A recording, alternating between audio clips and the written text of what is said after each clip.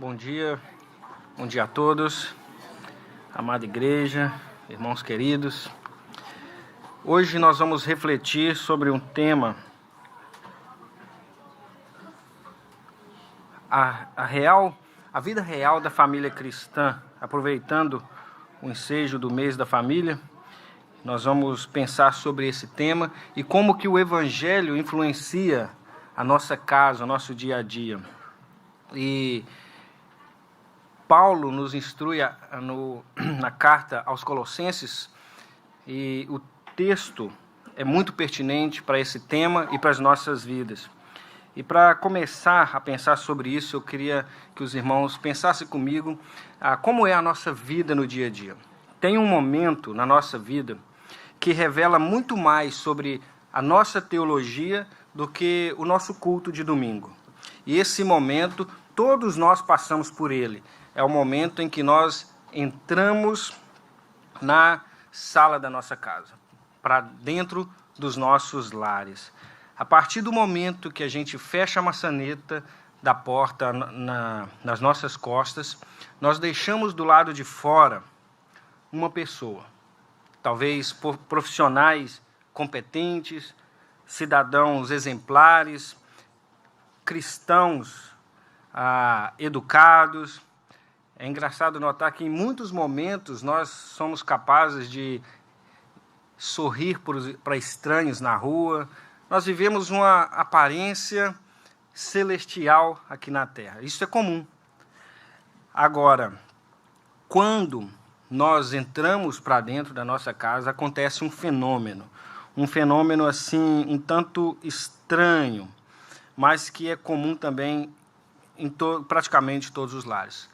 Ao bater da porta, as máscaras caem. Não acidentalmente, mas propositalmente. A partir do momento que a gente entra em casa, a gente se desarma. Não precisamos mais manter uma postura diante da sociedade. Não precisamos mais ser alguém que exige esforço para que essa aparência seja mantida. E o peso de sustentar essa figura, essa pessoa, essa imagem pública, em casa ele desaparece. E é aí que, na intimidade da nossa casa, do nosso lar, da nossa mesa de jantar, ao redor da nossa família, dos nossos amigos e familiares, é que nós vamos ser confrontados com quem nós realmente somos.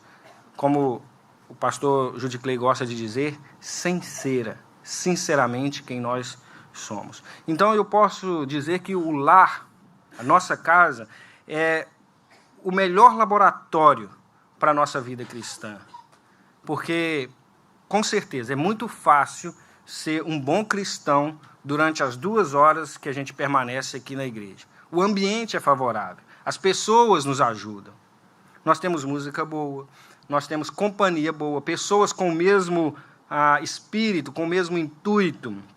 Então, nós estamos cercados de uma áurea que favorece que nós sejamos pessoas boas. Agora, o verdadeiro teste da nossa fé, ele vai acontecer durante a semana.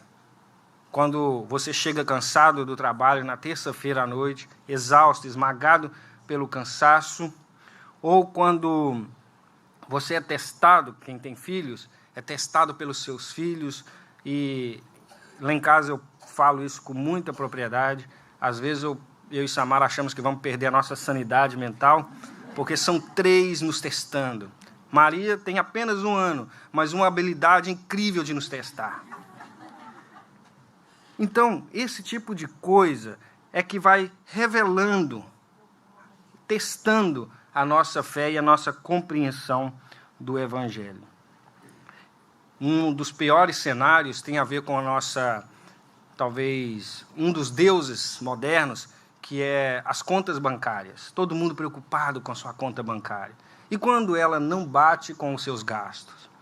Ou, então, quando o seu cônjuge aponta, com certeza, o seu pior defeito. Só ele sabe.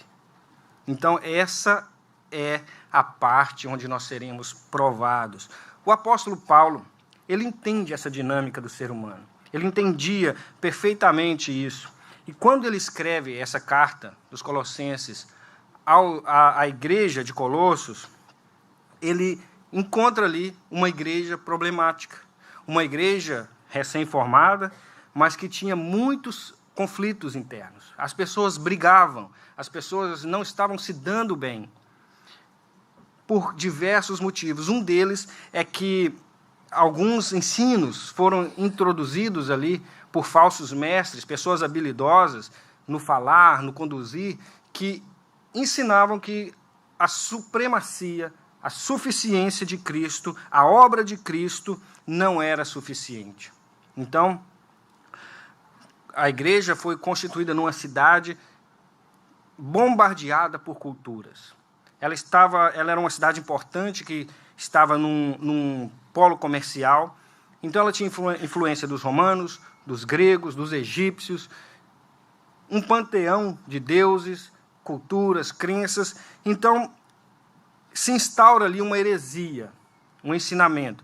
Não basta o que Cristo fez. Você precisa ser extremamente santo. Você precisa ver anjos. Você precisa falar línguas que ninguém compreende. Você precisa ser uma pessoa. Você precisa ser, você precisa ser, você precisa ser. E essa heresia tenta tirar realmente o que era primordial para a compreensão do Evangelho. Os mestres diziam que para você ser uma pessoa verdadeiramente espiritual, para você conseguir agradar a Deus, era necessário que você seguisse regras severas, que você tivesse uma postura. Então, era mais uma religiosidade, um misticismo, um moralismo, do que a compreensão genuína do Evangelho. Alguns especialistas dizem que era uma espécie de religião do não toque e do não manuseie. Não faça, você não pode, você deve. Paulo escreve para essa igreja. E essa carta faz parte de uma coletânea conhecida como Cartas da Prisão. Paulo escreveu de dentro do cárcere em Roma, cartas como Filemon, Tessalonicenses, Colossenses. E o argumento central de Paulo é que, nessa carta específica, é que basta o que Cristo fez. Vocês não precisam mais viver nesse pragmatismo, nessa idolatria dos afazeres. O que Cristo fez é suficiente. Então, ele dizia àquela igreja que a verdadeira espiritualidade, ela não se provava e não se baseava em filosofias complexas dos gregos ou em visões angelicais dos egípcios, ou no cumprimento de regras que mais inflavam o ego do que faziam realmente o sentido proposto. Então, a verdadeira espiritualidade cristã, ela é provada para Paulo na forma como nós tratamos as pessoas. Vocês são cristãos, mas vocês estão se espinhando o tempo todo. Como que isso pode? Esqueçam tudo isso e passem a viver em unidade, em conformidade. Então, no capítulo 3 da carta aos Colossenses, Paulo vai falar sobre uma mudança radical. Ele diz que, da mesma forma em que nós morremos com Cristo, com Ele nós ressuscitamos. E nós precisamos, então, ele usa uma linguagem de vestimenta mesmo.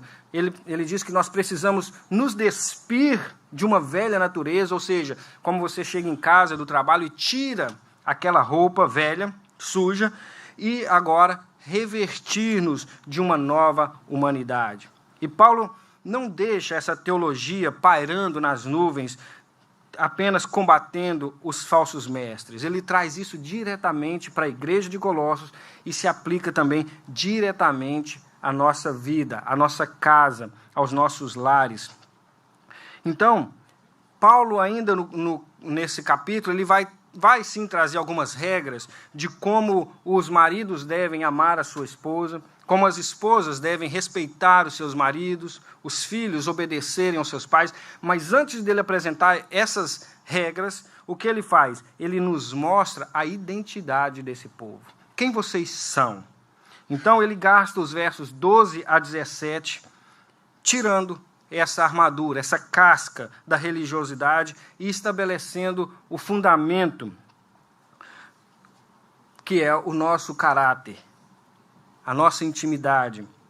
Então, eu afirmo que o que sustenta uma família cristã hoje, num mundo tão perturbado, caído, não é uma lista de regras morais. Estamos cheios delas aí. Mas o que sustenta uma família num mundo como hoje é um coração transformado pela suficiência do Evangelho. Então eu convido os irmãos a abrirem suas Bíblias na carta de Paulo aos Colossenses, capítulo 3, nós leremos os versos 12 a 17.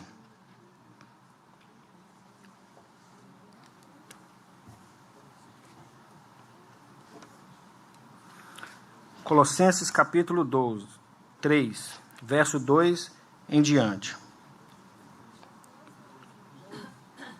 Capítulo 3, verso 12 ao 17. Diz assim a palavra do Senhor. Portanto, como povo escolhido de Deus, santo e amado, revistam-se de profunda compaixão, bondade, humildade, mansidão e paciência. Suportem-se uns aos outros e perdoem as queixas que tiverem uns contra os outros. Perdoem como o Senhor lhes perdoou. Acima de tudo, porém, revistam-se do amor, que é o elo perfeito. E que a paz de Cristo seja o juiz em seus corações. Visto que vocês foram chamados para viver em paz, como membros de um só corpo, e sejam agradecidos. Habite ricamente em vocês a palavra de Cristo. Ensinem e aconselhem-se uns aos outros com toda a sabedoria e cantem salmos, hinos e cânticos espirituais com gratidão a Deus em seus corações. Tudo o que fizerem, seja em palavra ou ação, façam-no em nome do Senhor Jesus, dando por meio dele graças a Deus Pai. Essa passagem, meus irmãos, ela nos ensina muitas coisas, mas principalmente 4 pilares essenciais para a gente entender e compreender como o Evangelho ele deve moldar a nossa vida. E nós vamos refletir sobre cada um deles. O primeiro, como eu disse agora há pouco, é a fundação da família. Nós temos uma identidade antes do que nós devemos fazer. É o ser antes do dever. Observe com atenção como que começa essa perícope, esse texto. Portanto, como povo escolhido de Deus, santo e amado. Aqui nós encontramos a base, o fundamento, a pedra fundamental de qualquer lar cristão saudável, a identidade. A identidade, ela precede o dever. Antes de exigir que o marido ame a sua esposa, antes de exigir que a esposa respeite, seja submissa ao seu marido, antes de pedir, de exigir que os filhos obedeçam aos seus pais, Paulo os lembra quem eles são. Vocês são o povo escolhido de Deus. Vocês são separados. Vocês são santos e, acima de tudo, vocês são amados por Deus. Então, veja como isso é grande e importante. Por que isso é fundamental para a nossa vida, para a nossa família e foi para aquela igreja também? Porque talvez o maior problema dos conflitos familiares que gera divórcio, destruição, idolatria no lar, é uma espécie de pessoas incompletas, pessoas que não compreenderam quem são no Senhor. E quando nós não sabemos que nós somos eternamente e completamente amados por Deus, nós vamos cobrar isso das pessoas que estão ao nosso lado, aos nossos filhos, à nossa esposa. Nós exigimos que as pessoas que vivem conosco preencham esse vazio. Um vazio que só Deus pode preencher. Então nós colocamos sobre os ombros do marido, da esposa, dos filhos, uma carga que eles não foram criados para suportar. Eles não foram criados para suportar o meu vazio emocional. o meu desejo por amor eterno, por atenção eterna. Então, eles não foram criados, a nossa família não foi criada para ser os nossos salvadores emocionais. Quando, em alguns momentos, nós colocamos essa carga, nós cobramos da nossa família que eles deem significado para essa situação, ou seja, buscamos na nossa família felicidade plena, amor incondicional. Isso é um peso que eles não vão suportar. O seu cônjuge, o seu marido, a sua esposa, é um ser humano falho. Você não vai encontrar um amor perfeito numa pessoa imperfeita. Os seus filhos são pecadores em formação, com a habilidade tremenda de errar, de desafiar, de fazer coisas erradas. E se nós construirmos essa fundação da vida cristã, esperando que a nossa família traga essa segurança, se a gente ficar esperando que eles supram o que apenas Deus pode nos dar, nós vamos viver numa constante frustração. Nós nunca seremos completos.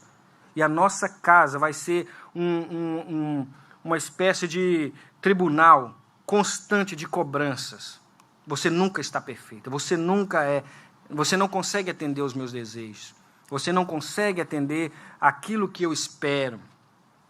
E Paulo nos ensina que não devemos fazer assim. Ele diz para nós tentarmos parar de tentar extrair da nossa casa, da nossa família, do nosso cônjuge e dos nossos filhos, aquilo que só Cristo pode nos dar e aquilo que Cristo já nos deu. Não são nossos salvadores. E quando um homem entende que ele é escolhido e amado por Deus, ele não precisa ser um ditador, um tirano dentro de casa. A mulher, ela não precisa ser controladora, abusiva. Quando a nossa identidade ela está firmada na cruz do Senhor Jesus Cristo, nós paramos de usar a nossa família para suprir as nossas próprias necessidades, e necessidades que são egoístas, se a gente ser sinceros. Então, nós deixaremos de agir dessa forma e passaremos a ter condição de servir a nossa família. Nós não vamos sugar algo que eles não têm para oferecer e a gente inverte o jogo. Pelo contrário, agora eu sirvo a minha casa e eu sirvo a minha família. Então, a segurança emocional de um lar, ele não vem do desempenho impecável de seus membros. Seria muito bom se todos os nossos filhos se tornassem médicos, doutores, advogados, pilotos de caça ou astronautas. Que a nossa esposa fosse realmente um exemplo íntegro de mulher, né? Mas não é esse o foco. Se a nossa família tiver tudo isso, mas não for alicerçada na graça de Deus, nada adianta. Porque a identidade tem que estar estabelecida naquilo que Deus fez por nós e no que o Evangelho faz no coração de cada um. Então, avançando, já ainda no verso 12, depois de Paulo estabelecer, né, a base para a nossa reflexão de quem nós somos, ele vai então descrever como nós devemos nos vestir emocional e espiritualmente dentro de casa. Como eu disse agora há pouco, ele usa uma figura de linguagem de vestimentas mesmo. Ele diz: revistam-se de profunda compaixão, bondade, humildade, mansidão e paciência. Então, essa palavra, revestir-se, ela é usada por Paulo com realmente intenção. O que Paulo quer? Ninguém cai da cama e já cai dentro de um terno assim, acidentalmente. Não. Exige manutenção, exige esforço, exige exercício, prática. E Paulo está dizendo, não vai acontecer acidentalmente ou naturalmente. Vocês vão ter que fazer algo. Revistam-se, se esforcem. Então, para que você se revista dessa nova humanidade que Paulo nos apresenta, exige uma escolha diária. Você tem que escolher exige o seu esforço, o seu movimento. Então, a nossa velha natureza, o nosso velho homem, que ainda existe, ele acorda todos os dias pronto para ser servido, para buscar suprir as suas carências nos próximos, querendo ter razão de tudo, querendo que o mundo gire ao nosso redor. É assim que nós acordamos todas as manhãs. Mas nós precisamos entender e olhar para as virtudes que Paulo nos lista. Ele escolhe palavras certas, pontuais. E por quê? Por que ele usa essas palavras? E por que nós precisamos de compaixão, mansidão, paciência? Por que Paulo usa essas palavras e essas virtudes? Nós temos aqui na nossa mão um livro que ele é altamente verdadeiro e muitas vezes a verdade ela é brutal. Ela nos tira da nossa zona de conforto. E o que Paulo revela a nós e que a palavra de Deus nos mostra é que a nossa casa não é um lar perfeito. A nossa casa a nossa família não é uma família aos moldes família Margarina Doriana. Não existe, apenas na televisão.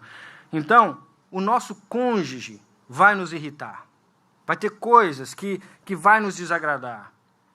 Os nossos filhos vão nos testar e vão nos desobedecer. Então, Paulo sabe que a convivência diária, seja na igreja ou seja no lar, ela vai gerar atrito. Nós não temos uma família perfeita.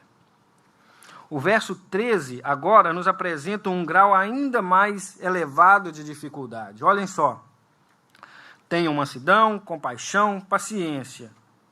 Agora, suportem-se uns aos outros e perdoem as queixas que tiverem uns contra os outros. A palavra que Paulo usa para traduzir suportar aqui, no grego, ela traz um sentido físico de aguentar peso. Então, suportem, ou seja, carreguem um peso, um fardo, sustentar uma carga que pesa, que perde, que pensa para baixo. Paulo, então, está nos dizendo que haverá momentos que a sua casa, a sua família, será um peso. É triste e verdadeiro pensar assim, a minha casa, a minha família será um peso? Sim. Haverá manias que as pessoas têm, haverá diferenças de temperamento. Isso gera muito atrito e conflito.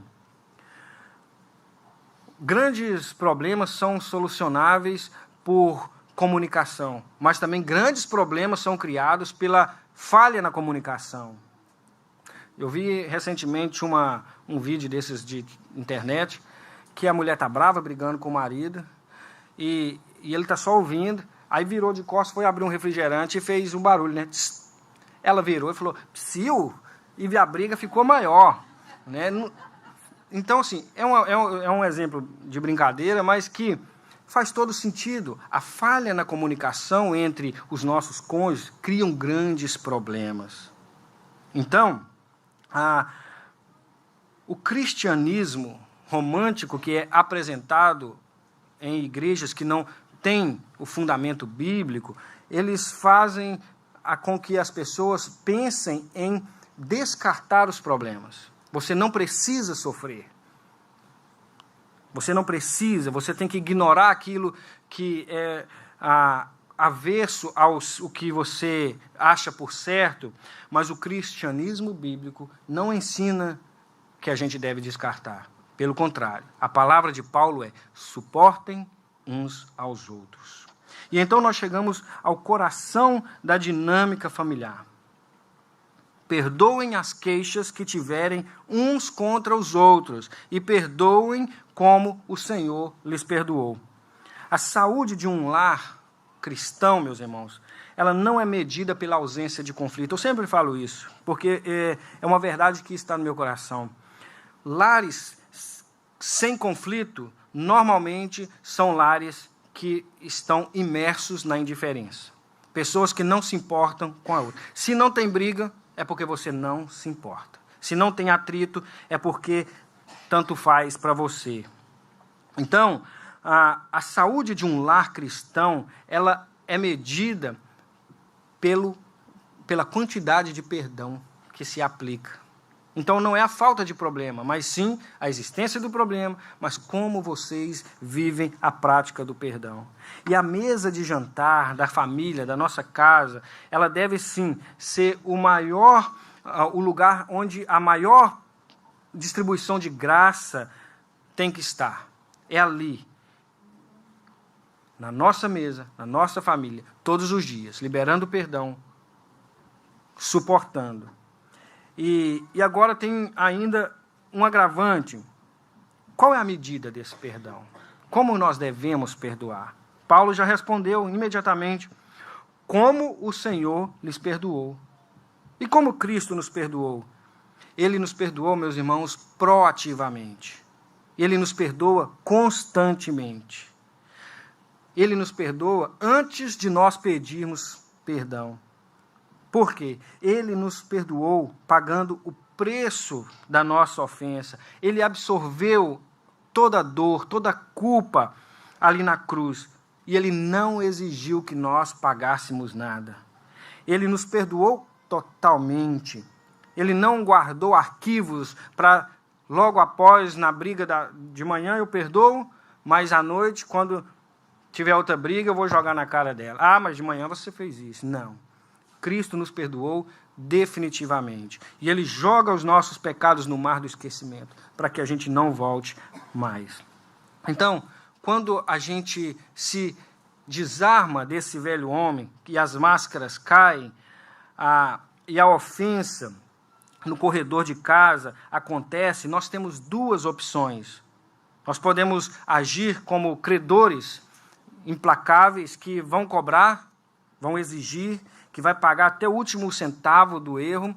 Os maridos têm uma forma muito cruel, e eu me pego às vezes fazendo assim, que é uma guerra fria com as esposas. Ela erra, eu não brigo, mas eu vou isolar. Eu vou ficar em silêncio, ela vai ver o que ela vai... Então, assim, às vezes eu me pego fazendo isso, irmãos, eu confesso meu pecado, mas eu tento não fazer isso.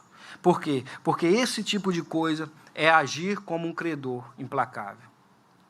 E a segunda forma de agir é lembrar do imenso volume de perdão que nós recebemos de Jesus Cristo todos os dias. Nós precisamos estender essa mesma graça aos nossos filhos, a nossos cônjuges.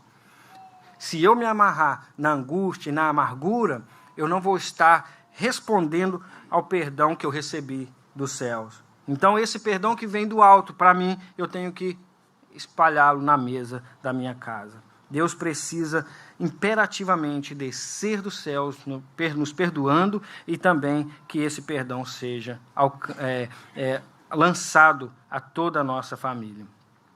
Avançando já para o verso 14, Paulo continua nos instruindo e construindo o seu argumento com uma imagem muito poderosa. Ele diz assim: acima de tudo, porém, revistam-se do amor, que é o elo perfeito. Vocês que já viram, eu acho que todo mundo já viu filmes de época, da época de Jesus, e todo o cenário daquela época, eles usavam umas roupas bem estranhas, assim, muito tecido, umas espécies de vestido, e Paulo está usando aqui essa palavra que é o elo, revistam-se do amor, que é o elo. A figura que ele quer apresentar é aquele cinto, uma faixa que é amarrada assim naqueles vestimentos, que segurava todo o tecido, aquele monte de pano junto, que sem aquela faixa a túnica ficava solta, frouxa, o vento podia levar, então era necessário que aquele usassem esse elo, esse cinto. Então Paulo está dizendo que você pode até exercer paciência, você pode ser humilde, você pode ser bondoso, mas se você não colocar o amor como o elo perfeito disso, essas virtudes, elas se desmancham, elas voam ao ar. Então, sem amor, a paciência, ela não passa de um passivo do cinismo.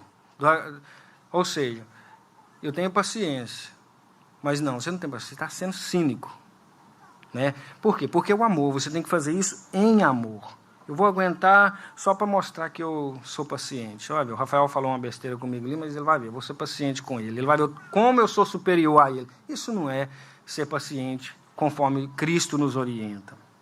Então, o amor que Paulo usa vem do grego, a palavra ágape, ela é crucial para nós entendermos isso. E a cultura moderna esvaziou o sentido da palavra amor. Colocou nos filmes românticos, nas novelas, uma espécie de sentimento fogoso, ou talvez uma atração, mas não é isso. O amor bíblico, ele é uma espécie de decisão. Você escolhe amar, tal como Deus escolheu amar o seu povo. E se o amor for apenas um sentimento, a nossa casa ela vai realmente estar condenada, porque o amor, conforme a novela é apresentado, ele vem e vai. Se você amar a sua família dessa forma, do mesmo jeito que você ama intensamente hoje, amanhã você pode não amar de jeito nenhum. Então, é muito perigoso a gente tratar amor nesse sentido. Como que precisamos entender o amor bíblico? Ele não é primordialmente uma emoção, mas uma decisão do afeto. É uma postura pactual da sua vontade. Você precisa decidir. Amar no sentido cristão é olhar para as necessidades, para as dores, para o bem-estar do outro. O amor da novela é suprindo o meu coração. O amor bíblico é em favor do próximo, é em favor do outro. O amor não é a ausência do conflito, do atrito, é a decisão de permanecer aliançado, perdoando, servindo, mesmo nos momentos difíceis. E esse é o elo perfeito que impede que o tecido da nossa família se rasgue ou voe pelos ares, sob a pressão de uma vida agitada, moderna, onde o inimigo tem usado diversas setas para perturbar o conceito da nossa família, os princípios da nossa família. Já no verso 15, nós chegamos ao clímax da nossa convivência diária. E aqui é que está o grande segredo para que tudo isso dê certo. Paulo diz no verso 15, que a paz de Cristo seja o juiz de seus corações, visto que vocês foram chamados para viver em paz. Eu gostaria que você prestasse bastante atenção nessa parte, porque Paulo usa uma palavra como juiz, ou árbitro, ou que a paz domine os seus corações, em algumas versões, e a palavra que Paulo usa para traduzir isso no grego, ele tem um sentido do termo esportivo que os colossenses entendiam muito bem, porque estavam sempre ali na época, naquele cenário de jogos, de divisão. É como se fosse um árbitro de juiz mesmo, de jogo mesmo, de esporte. Então, era o juiz que ficava na arena, esse árbitro era um juiz que ficava na arena observando a competição. E era ele que tinha autoridade para dizer se valeu o ponto, se está na hora de terminar, ou se quem estava certo ou errado. Então, Paulo quer nos dizer o seguinte, que nós teremos conflitos. Os conflitos virão, às vezes, muitas vezes durante um dia. Mas que esses momentos de tensão, eles precisam ser administrados com um juiz dentro da nossa casa, é a paz de Cristo. O que eu vou fazer nesse momento para que a paz de Cristo esteja no meu lar? Será que se eu responder no mesmo tom, a paz de Cristo vai reinar? Ou eu vou colocar mais lenha na fogueira? Será que chamar a atenção de forma ríspida do meu filho nesse exato momento é o melhor caminho? Ou se eu trazê-lo à reflexão seria melhor? Então, quando o conflito estourar na nossa casa, a grande pergunta tem que ser, quem que vai arbitrar? Quem que vai decidir se eu vou estar certo ou se a Samara vai estar certa? Se o Davi vai estar certo ou a Ilana? Quem vai ser o árbitro? Se for a nossa razão, se for a minha razão, eu sempre estarei certo. Se for a razão do outro, ele sempre estará certo. Então, na maioria dos lares, não todos, mas a maioria dos lares, e tristemente, em muitos lares cristãos, o árbitro não é a paz de Cristo. O árbitro é o orgulho, o árbitro é o ego ferido. Quando a discussão começa, o nosso instinto natural, o bate-pronto daquela situação é a nossa própria razão. Eu tenho que mostrar que eu tenho razão, eu tenho que sair superior. E a nossa única preocupação em um embate, normalmente, eu estou usando o exemplo do matrimônio, mas pode ser com os filhos também. Então, a nossa única preocupação é ganhar o argumento, é mostrar que eu tenho razão. E ao fazermos isso, nós estamos ferindo a nossa família. E quando nós entramos num embate ou numa discussão, mostrando que eu sou superior, que eu tenho razão, eu estou destruindo aos poucos a minha família. Eu estou cortando cada vez mais os laços da minha família. Podemos até ganhar uma discussão, mas nós perdemos o nosso relacionamento. Nós perdemos o nosso afeto. Então, nós podemos até impor a autoridade sobre os nossos filhos, mas se isso for uma verdade, nós podemos perder o coração deles. E aí, o resultado é muito mais doloroso do que se pode imaginar. Então, Paulo nos dá uma ordem inovadora, revolucionária. Ele diz, para nós tirarmos o ego do centro, tirar o nosso orgulho do centro, tirar a nossa razão, né, o nosso desejo de ter razão e colocar a paz de Cristo. Colocar a paz do Senhor no centro da nossa sala, como árbitro absoluto. Se a paz de Cristo é o juiz, a dinâmica da discussão muda. A pergunta no meio da crise passa a ser: qual atitude minha, nesse exato momento, vai manter a paz de Cristo? Às vezes, quando nós submetemos o nosso coração, a nossa vida a esse árbitro, a paz de Cristo, significa que nós vamos engolir as palavras duras. Significa que nós estávamos prontos para proferir algo, mas que nós não vamos fazer. Significa que nós teremos que ceder primeiro. Talvez seremos os primeiros a pedir perdão. Mesmo quando... Essa é a parte mais difícil, porque mesmo quando você acha que tem razão, ir lá pedir perdão. Seja sincero com você. Você faz isso? Paulo nos instrui, com o poder do Espírito, que nós devemos fazer dessa forma. Eu tenho razão, mas eu vou lá pedir perdão. É difícil, meus irmãos, vocês sabem disso.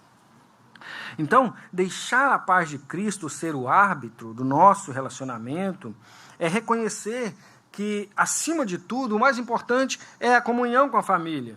A saúde espiritual do seu lar, o testemunho do Evangelho aos seus filhos, valem infinitamente mais do que ter razão, do que massagear o ego. E já caminhando para a conclusão, ainda no finalzinho do verso 15, nós vamos ver um convite para retornarmos ao seio da graça. Verso 15 e 16, Paulo nos dá o ambiente onde tudo isso se sustenta. Como que isso pode acontecer? A gratidão e a imersão na palavra. Paulo diz, sejam agradecidos, habite ricamente em vocês a palavra de Cristo. Então, irmãos, um lar onde a Bíblia só serve de peso para você carregar aos domingos, na ida e na volta, ou ela fica ali, hoje não se usa tanto, mas eu lembro na casa dos meus pais, uma Bíblia aberta no Salmo 91, como se fosse um amuleto, um lar cristão, onde que a Bíblia só serve para isso, jamais vai ter força para viver o que nós estamos falando aqui. Se a Bíblia não for vivida, lida, absorvida dentro de casa, a nova humanidade que nós estamos falando em Colossenses 3, ela não vai brotar no nosso esforço carnal. Ela vai brotar num coração que está saturado da palavra de Deus. Aí sim, ela começa a florescer. Então, irmãos, construir e manter uma família não é obra para amadores. Não é qualquer um que vai fazer. Não é pessoas que confiam nas próprias virtudes. A verdade dolorosa, contudo libertadora, é que nós somos falhos demais para ter famílias perfeitas. Mas a verdade também consoladora é que Cristo é bom demais para deixar que nós vivamos da mesma forma. Então, talvez hoje você pode olhar para a sua casa, para o seu lar, e perceber que tem vivido em um campo minado, um campo de batalha. Talvez todos os dias, quando entram nas portas de sua casa, as máscaras caem e você se depara com um marido autoritário, ausente, um marido crítico, que nada está bom, ou um homem irado. Talvez a sua esposa, dentro de casa, é uma pessoa controladora, amargurada, possessiva. Ou talvez os seus filhos têm realmente desafiado você. Você não se encontra a forma correta para lidar com os seus filhos. Eu não sei como é o seu lar. Você sabe. Você está lá todos os dias. Eu quero te dizer o seguinte, que através do que nós estamos lendo e através do que a Bíblia nos ensina, é que nunca é tarde para a gente voltar ao seio da graça de Deus. E que a nossa mesa, a nossa sala de jantar, o nosso quarto, a nossa cozinha, o nosso íntimo, ele tem e pode ser o altar da graça do Senhor. Mas para isso é necessário que nós nos desarmemos. É preciso que nós estejamos dispostos a renunciar, a tirar a velha vestimenta, vestir-nos com a nova humanidade que Cristo nos apresenta e realinhar o nosso coração com as vontades do Senhor. E como vimos no início, a carta aos Colossenses foi escrita para provar que Cristo é suficiente. O versículo 11, que antecede onde a gente começou, ele diz que Cristo é tudo e está em todos. O grande problema que nós encontramos em casa hoje é que nós tentamos fazer do nosso cônjuge, dos nossos filhos, tudo para nós. Então nós exigimos da nossa casa, da nossa família, uma perfeição e uma satisfação que ninguém pode dar. E quando nós fazemos isso na nossa família, o nosso tudo é o nosso filho, é o desempenho do meu filho na escola, é como a minha esposa organiza a casa, se ela organiza ou não. Isso se torna um peso e acaba destruindo a nossa família. Mas quando Jesus Cristo é o nosso tudo, as coisas mudam.